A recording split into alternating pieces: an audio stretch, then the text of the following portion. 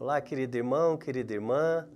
É uma bênção estar aqui com você novamente para mais um Conversando sobre a Fé. E hoje o nosso tema será o coro e as ordens angélicas. Meu nome é Júlio Viso, sou teólogo, catequista aqui da Paróquia Espírito Santo. Convido você a curtir, compartilhar e comentar este vídeo.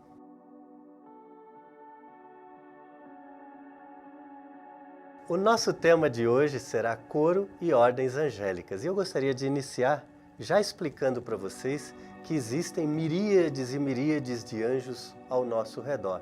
Uns mais próximos de Deus, uns mais próximos de nós, e cada um desses anjos tem a sua função específica. E nós vamos entender um pouquinho sobre cada anjo e cada função que ele exerce no reino de Deus. Então são 9 coros ou ordens angélicas. Tá? Então nós temos no primeiro coro e na primeira ordem os serafins, querubins, tronos, temos as dominações, potestades, virtudes, principados, arcanjos e anjos, distribuídos em 3 hierarquias diferentes. A primeira hierarquia, vamos uma a uma. A primeira hierarquia são os serafins, os querubins e os tronos. E eu creio que já nessa primeira hierarquia você vai se apaixonar pelos anjos. Os serafins, o nome hebreu significa seraf, que a tradução para a língua portuguesa é queimar completamente. Fala, mas Júlio, como que um anjo pode ser chamado de se queimar completamente? Segundo o conceito hebraico da palavra seraf, o serafim, ele é um ser que se queima e se consome no amor de Deus. O amor ao sumo bem, que é o nosso Deus Altíssimo. Na Sagrada Escritura, os serafins, eles aparecem somente uma única vez, que é no livro de Isaías, você pode conferir. Isaías capítulo 6, versículo de 1 a 2. Então você vai ouvir o profeta Isaías falar dos serafins. E que lindo, né? São aqueles que se queimam completamente, se consomem no amor de Deus. Temos também o segundo anjo, que é o querubim, né? Eles são considerados os guardas e os mensageiros dos mistérios divinos. Eles têm a missão de transmitir sabedoria. Você consegue ouvir sobre os querubins, ler sobre os querubins no livro de Gênesis, capítulo 3, versículo 24. E no livro de Gênesis também, os querubins eles são citados mais ou menos 80 vezes. São eles que são colocados na entrada do Éden, na entrada do paraíso, né? Olha o que nos diz a Sagrada Escritura. Quando Moisés recebeu as prescrições para a construção da Arca da Aliança, onde o Senhor habitou, o trono divino foi colocado entre 2 querubins. Isso você pode ver no livro de Isaías também, capítulo 25, versículo 8, 9 e 18 a 19, também no livro de Ezequiel. Tá? E temos os tronos. Os tronos, eles acolhem em si a grandeza do Criador e transmite essa grandeza aos anjos de coros inferiores. Eles são chamados sedes Dei, que do latim é sede de Deus. Eles são aqueles anjos que apresentam aos coros inferiores o esplendor da divina onipotência. Então, aqui nós vimos a primeira hierarquia, os serafins, querubins e tronos. Vocês viram que cada um tem a sua especificidade, a sua tarefa no reino de Deus. A segunda hierarquia contém as dominações, potestades e virtudes. São os santos anjos que dirigem os planos da eterna sabedoria. O que é isso, Júlio? Ele comunica os projetos de Deus aos anjos da terceira hierarquia que nós vamos ver a seguir. Esses anjos também, da terceira hierarquia, eles vigiam o comportamento da humanidade. Então, muito cuidado com os seus passos. Tem anjos muito poderosos olhando, rezando por você, intercedendo por você, se entristecendo quando você erra, se alegrando quando você acerta. Eles são os responsáveis pelos acontecimentos do universo, os anjos da segunda hierarquia. Esta hierarquia, como eu falei para vocês, é formada pelas dominações, potestades e virtudes. Quem são as dominações? São aqueles da alta nobreza celeste. São Gregório escreveu a seguinte frase sobre as dominações, preste bem atenção. Algumas fileiras do exército angélico chamam-se dominações, porque os restantes lhes são submissos. Ou seja, os demais anjos são submissos às dominações. Eles lhes são obedientes. São enviados por Deus a missões mais relevantes e também são incluídos entre os santos anjos que exercem a função de ministro de Deus. Olha a importância das dominações, né? Eles têm a responsabilidade das grandes missões divinas. Potestades, quem são as potestades? São os anjos que transmitem aquilo que deve ser feito. Eles cuidam especialmente da forma ou da maneira como as coisas devem ser feitas. Eles também são os condutores da ordem sagrada. Eles são espíritos de alta concentração. Eles têm um grau elevadíssimo de contemplação ao Criador, tá? E o último, da segunda categoria, são as virtudes. Eles são semelhantes às potestades, né? Porque eles também transmitem aquilo que deve ser feito pelos outros anjos, mas eles auxiliam que isso que foi designado por Deus seja realizado de modo perfeito. Aquele que é o sumo bem, ele gosta, ele quer a perfeição das coisas, e as virtudes, os anjos do coro das virtudes, são responsáveis por isso. Eles são responsáveis por tirar tudo aquilo que seja obstáculo no perfeito cumprimento da vontade do Criador. E olha que tarefa mais linda, mais digna, né? Olha bem, esses anjos são considerados fortes e viris. A gente sempre tem aquela ideia do anjinho, né? Em forma de bebezinho, com a asinha. Nada disso. As virtudes são anjos poderosíssimos. Eles têm o poder de abrir à força tudo aquilo que esteja impedindo a perfeita vontade de Deus. A tradição nos diz que eles são fortes e viris.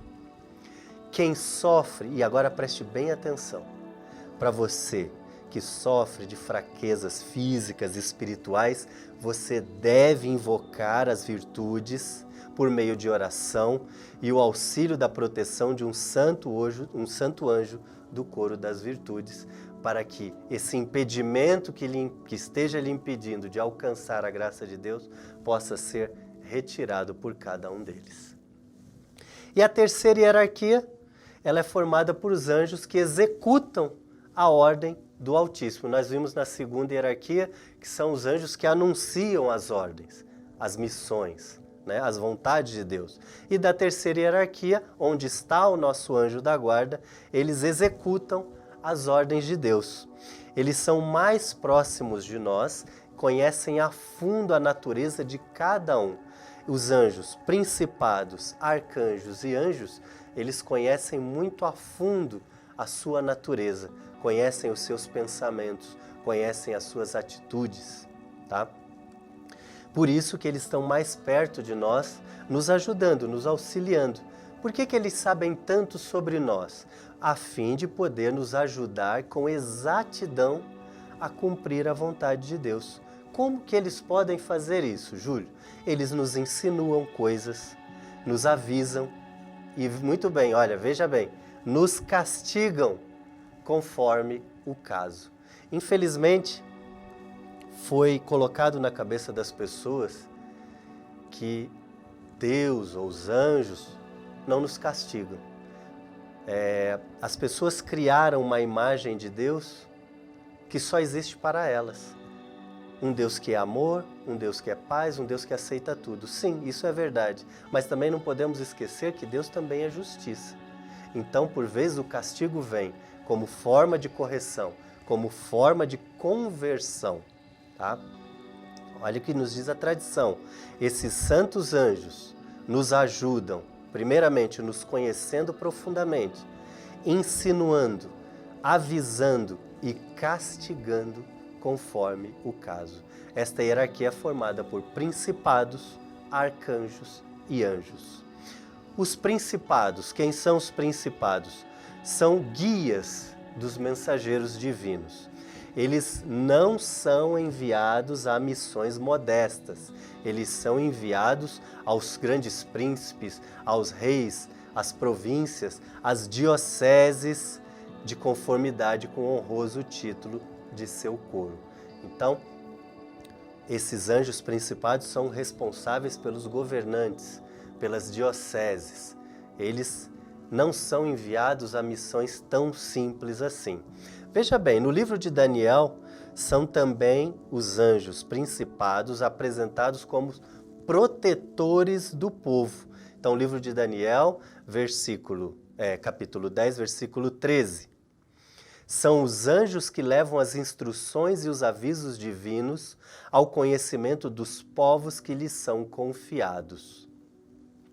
Esses anjos são os mesmos que auxiliam o povo quando o povo se recusa a aceitar as mensagens do Senhor. E veja bem, preste bem atenção, os principados transformam-se em anjos vingadores e derramam as taças da ira divina sobre eles, de forma a conduzi-los através do castigo e da dor de volta ao Deus de amor e misericórdia que eles abandonaram propositalmente. E novamente voltamos na questão do castigo. Hoje em dia muitas pessoas não creem e não acreditam que Deus pode sim castigar a humanidade. Então eu só deixo para vocês a mensagem de La Salette, que é uma das vezes em que Nossa Senhora diz que já não pode mais sustentar o braço do filho, que anda pesado querendo castigar a infidelidade do povo. Esse é um exemplo. Um outro exemplo, Santa Faustina visitando o purgatório, quando Jesus fala, a meu amor não deseja isso, mas a minha justiça pede. Aquelas almas sofrendo no purgatório. Então, sim, os principados podem sim se tornarem anjos vingadores que derramam a taça da ira de Deus através do castigo, da dor, para que voltemos ao amor e à misericórdia que nós abandonamos propositalmente. Preste bem atenção nisso. Aquele amor e aquela misericórdia que abandonamos propositalmente. Os arcanjos, né, muito famosos entre nós, nós conhecemos bem os arcanjos, eles têm a função de mensageiros, de ajuda ao povo. Por exemplo, arcanjo Gabriel, chamado o mensageiro, né? Esses arcanjos eles são conhecedores dos mais profundos mistérios divinos. Por isso que eles são os mensageiros da palavra de Deus. Olha o que nos diz a tradição. Olha o que nos diz a tradição. Foi Gabriel, aliás, a tradição e a palavra de Deus, né? Foi Gabriel, arcanjo Gabriel, quem anunciou a Maria que ela estava cheia da graça e tinha sido escolhida pelo Criador para a mãe de Deus. Agora, Rafael, que também é um outro arcanjo, o livro de Tobias fala de Rafael e confirma que Rafael está diante de Deus também. Olha o que diz o livro de Tobias, capítulo 12, versículo 15. Eu sou Rafael, um dos 7 anjos que estão sempre presentes e tem acesso junto à glória de Deus. E por fim, os anjos, o nosso anjo da guarda. Um aspecto que não pode ser esquecido é que os santos anjos, guardadas as devidas proporções, claro, eles estão muito mais perto da humanidade. Como isso? Eles convivem conosco, eles prestam a nós um serviço silencioso, mas de um valor imenso, a cada um de nós. O Criador inspirou o escritor sagrado no livro do Êxodo, veja o que ele diz o livro do Êxodo. Eis que envio um anjo diante de ti, para que te guarde pelo caminho e te conduza ao lugar que tenho preparado para ti.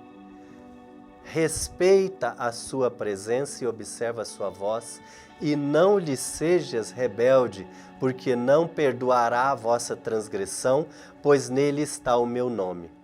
Mas se escutares fielmente a sua voz e fizeres o que te disser, então serei inimigo dos teus inimigos e adversário dos teus adversários. Está no livro de Êxodo, capítulo 23, versículo 20 a 22. Também me lembro da passagem de Santa Gemma Galgani, que ela via a presença do anjo da guarda dela, como nós vimos a presença de um amigo que está sempre ao nosso lado.